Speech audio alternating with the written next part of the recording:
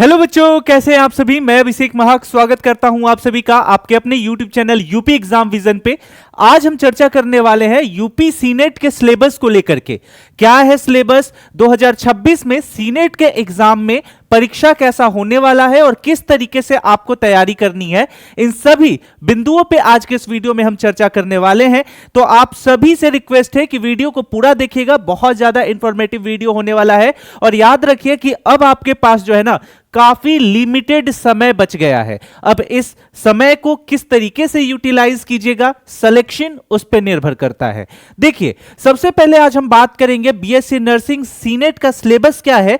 इसको समझने से पहले आपको यह समझना होगा कि आपका बैकग्राउंड क्या रहा है अभी तक। यहां तक मैं मान के चलता हूं कि सीनेट की अगर आप तैयारी कर रहे हैं, अगर आप एग्जाम देने वाले हैं, तो आपका बैकग्राउंड साइंस है और साइंस आपने फिजिक्स, केमिस्ट्री और बायो से कंप्लीट किया है। क्योंकि इसके अलावा आप अगर मैथ लेते हैं तो सीनेट के परीक्षा के लिए आप जो है वो पात्रता आपके पास नहीं है, एलिजिबिलिटी नहीं है। तो इसलिए आपका वो जो बेसिक कॉन्सेप्ट है उसी पे आपका ये पूरा सिलेबस डिपेंड करता है।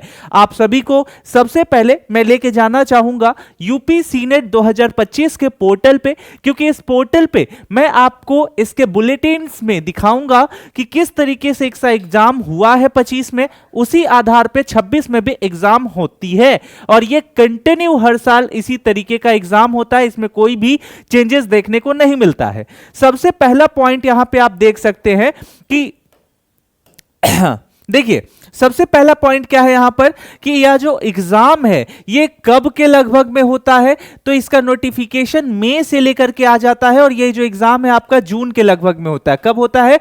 जून के लगभग में होता है।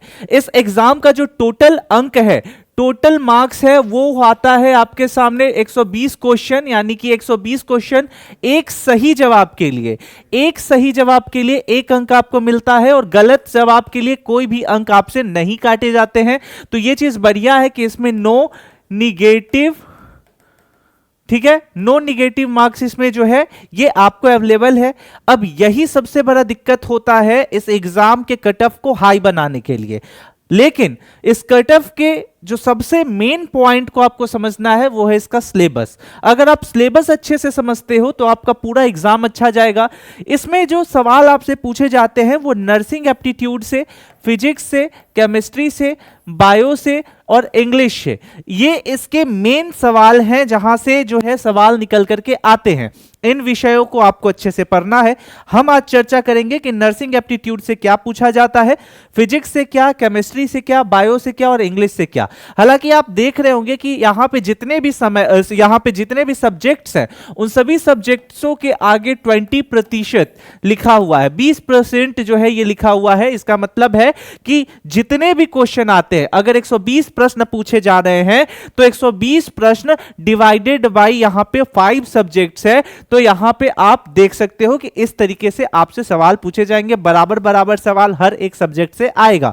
यहां पे नेगेटिव मार्किंग होता नहीं है। सीनेट को लेकर के अगर आपको कोई भी कंफ्यूजन है तो बेझिझक आप हमारे इस चैनल पे जाकर के प्रीवियस वीडियो को देखिएगा, क्योंकि आज हम चर्चा करेंगे सिर्फ सिलेबस के बारे में। अगर आप नए हैं इस वीडियो को तो प्लीज हमारे चैनल को सब्सक्राइब कर लीजिएगा, क्योंकि हम सीनेट से रिलेटेड, सीपेट से रिलेटेड और उत्तर प्रदेश में जितने भी प्रवेश परीक्षाएं हैं उनसे जुड़ी हुई सूचनाएं आप तक पहुंचाने का काम करते हैं।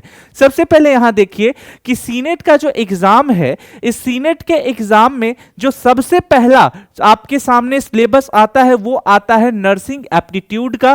क्योंकि नर्सिंग एप्टीट्यूड इसलिए भी इंपॉर्टेंट है क्योंकि आपके एग्जाम के नाम में ही नर्सिंग शामिल है, आपकी तैयारी ही नर्सिंग को लेकर के होती है। तो ये सवाल आपसे पूछा जाता है कि बच्चे के अंदर कितना समझ है इस फील्ड को लेकर के। इसलिए यहां से कुछ बेसिक सवाल निकल करके आते हैं जिसको आपको समझने की आवश्यकता है। सबसे पहले अगर आप देखिएगा तो basic of nursing and patients care, यानी कि किस तरीके से पेशेंट का केयर किया जाता है, नर्सिंग के बेसिक क्या फॉर्मूलाज है, वो सभी चीजें आपसे जानने का प्रयास किया जाता है एग्जामिनर के माध्यम से। दूसरा यहां जो पूछता है वो पूछता है हेल्थ और हाइजीन को लेकर के। तीसरा फर्स्ट एड क्या है, फर्स्ट एड का कॉन्सेप्ट क्या है, इमरजेंसी केयर को कैसे एग्जीक्यूट करते हैं, ये बेसिक वही सारे सवाल आपसे पूछा जाएगा जो कि एक नर्स के अंदर क्वालिटीज होनी चाहिए। उसके बाद अगला आपके सामने मेडिकल टर्मोलॉजी, उसके बाद फिर नेक्स्ट सवाल आपके सामने पूछता है न्यूट्रिशंस एंड डाइटिक्स के बारे में, फिर mental health care, communications skill कैसे हैं आपके, उसके बाद ethics and professional behaviour in nursing. तो जैसा कि आप देख रहे हैं कि जितने भी टॉपिक हैं ये सब नर्स के अंदर एक क्वालिटी होनी चाहिए, तो उसी से जुड़ा हुआ सवाल निकल करके आता है ताकि आपकी जो अंडरस्टैंडिंग है वो अच्छी हो। जब आप नर्सिंग एप्टीट्यूड को अच्छे से समझ लेते हैं, फिर अगला सवाल आपके सामने निकल करके आता है फिजिक्स से। चलिए समझते हैं कि फिजिक्स से क्या सवाल पूछा जाता है। तो जैसा कि अगर आप इंफॉर्मेशन बुलेटिन को अच्छे से देखिएगा तो उसमें साफ साफ कहा गया है कि जितने भी सवाल पूछे जाएंगे वो अप टू 12 के सवाल पूछे जाएंगे। कितने? अप टू 12, यानी कि 12वां के स्तर का पेपर आपके सामने होने वाला है। तो फिजिक्स, केमिस्ट्री और बायो का लेवल वही देखने को मिलेगा। जैसा कि आप देख सकते हैं कि फिजिक्स में units and measurement, motion and law of motion, work, energy and power, thermodynamics, wave and oscillations, optics, जैसे कि आपके सामने ऑप्टिक्स में पढ़ना होगा रिफ्लेक्शन क्या होता है, रिफ्रैक्शन क्या होता है, electricity and magnetism, modern physics क्या है, जिसमें आपको एटम्स और न्यूक्लियस से रिलेटेड जो टॉपिक्स हैं वो आपको पढ़ने होंगे। आफ्टर ऑल यहां पे केमिस्ट्री में 20% का सवाल यहां से भी आएगा।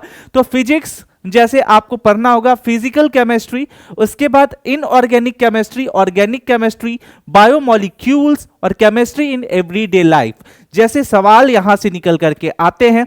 बायो की अगर मैं बात करूं तो cell structure, function, human anatomy and psychology, genetics and evolutions, reproduction in plants and animal, biotechnology और इकोलॉजी एनवायरनमेंट जैसे सवाल आपके यहां से निकल करके आएंगे।